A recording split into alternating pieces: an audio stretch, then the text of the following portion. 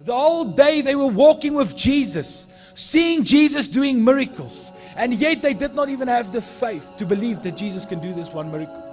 We are many times too busy to assess life in the light of our resources and not looking to God's abundance by His grace that's already been made available. We are always so conscious of the little that we have. We've been called for the impossible. We've been called to be radical for Christ. Jesus is not asking, do you have enough? Are you good enough? Do you have enough in you? Do you know the word enough? He's not asking, are you enough? He's asking you, what do you have? Jesus is calling you by the potential that He sees in you. But God says, if you will give your little self to Him, He will do great things through you. Listen, even the little that you have, it's the ingredients for great miracles. If we give our lives fully to God tonight and we surrender everything, and we give even how little it is to God, I can promise you God will take the little that you have, even if it's only 2 fish, and He will use it for His greatness. And we look at that little and we just write it off, and we actually curse the little. But Jesus took the little and He lifted it up to the Father, and He started to thank God for the little. Jesus can do great things through a thankful person. The miracle was in the breaking.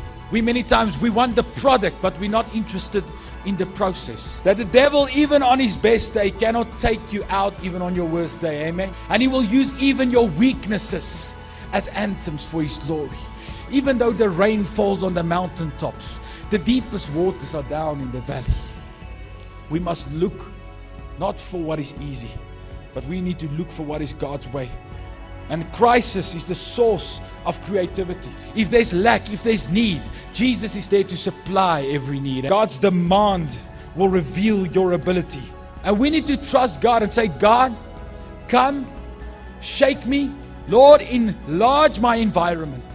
Those broken pieces are reminded to us of the great things that God has done. The gift that is on you will destroy you if that which is in you cannot sustain you. If you do not know the God of the miracles, if you do not have faith in the God of yesterday, how will you stand against the Goliaths of tomorrow?